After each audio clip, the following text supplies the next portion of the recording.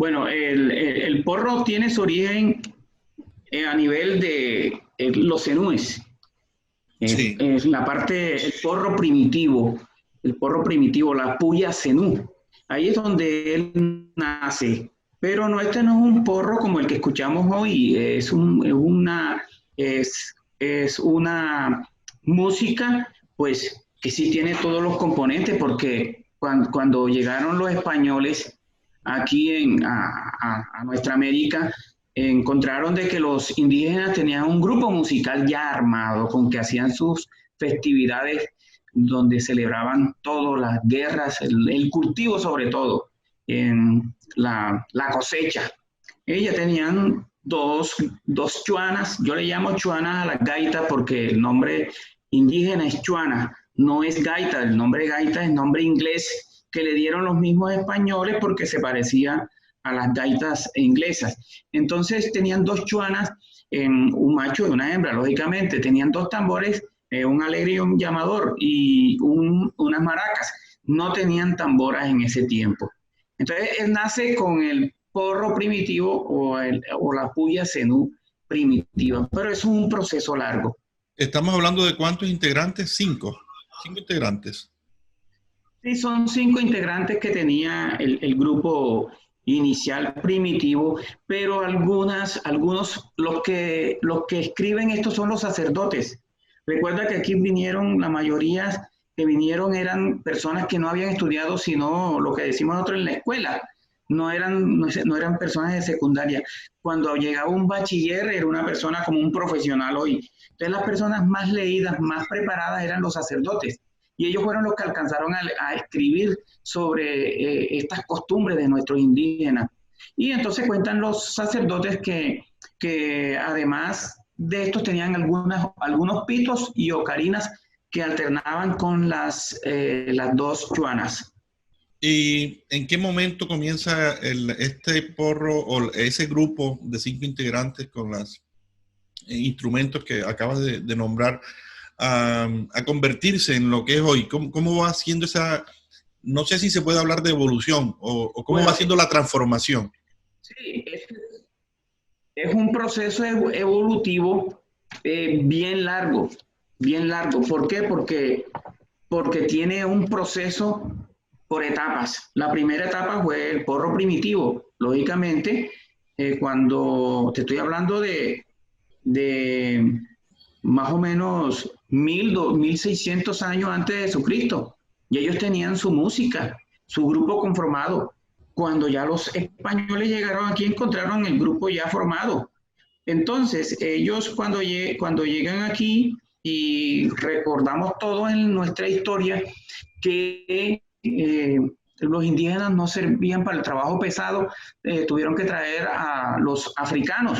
Entonces empieza una segunda etapa, no inmediatamente cuando llegaron los africanos aquí, por allá en 1600 y pico, llegaron aproximadamente primero a Cartagena, luego a Mompox en 1520. Entonces, estos africanos fueron metiéndose con los indígenas y fueron afectándolos en la parte rítmica y de percusión. Este fue el mayor aporte que hicieron los africanos.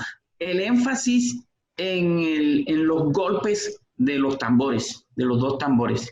Luego viene una tercera etapa, porque esa etapa va terminando con 1850, más o menos, y ahí van haciendo la cumbia y todos los ritmos estos chandé que tenemos todavía actualmente.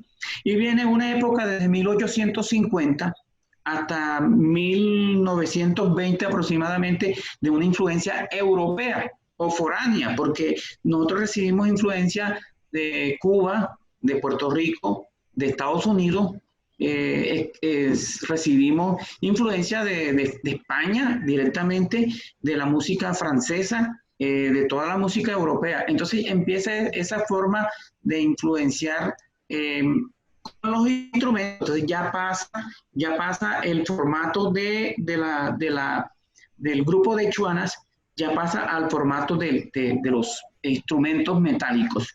Ese es más o menos la transición hasta llegar hoy día donde tenemos la etapa de la tipificación y caracterización. Y entonces allí hay otra influencia. Entonces viene la influencia de San Pelayo, la influencia de los Montes de María, del Carmen de Bolívar sobre todo, de Mompox, sobre todo de estas dos poblaciones, Carmen de Bolívar, Mompox, porque ya la influencia de Sincelejo la tomamos por la parte de San Pelayo, porque la música pelayera, el porro que nace en San Pelayo, tiene influencia de Sincelejo, ¿sí? Porque allá llegó el señor Leonidas Paternina con su grupo de Chuana, por allá en los años 1885 más o menos, y llega a San Pelayo.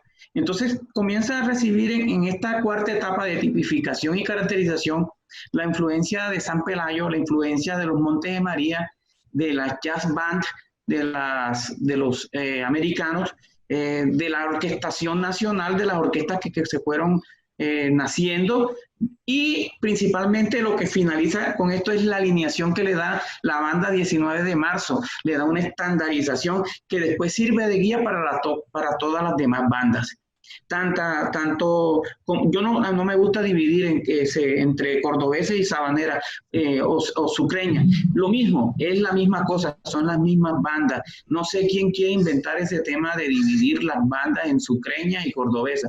Son las mismas bandas de la sabana en todo. Suenan igual en Cartagena, en Mompox, en el Carmen de Bolívar, en Ciénaga de Oro, en Sincelejo, en San Pelayo, donde sea, suenan iguales. Entonces, esta es la cuarta etapa y viene una última etapa que es la etapa moderna y de fusión. Entonces ya quedó estandarizado el porro y ya todas las bandas tocan igual, y viene una etapa de moderna que es la de fusión. Entonces comienzan a fusionarse con otros instrumentos, agregarles cosas, pero no se pierde la esencia. Y hay lo más importante de esta última etapa, que es en la que estamos, es el mejoramiento integral del sonido. Ya las bandas suenan nítidas, ya los errores del pasado se eliminan, los bombardinos suenan bien, la tuba marcante va bien, todo va, pero perfecto. Ese es el proceso de la formación del porro.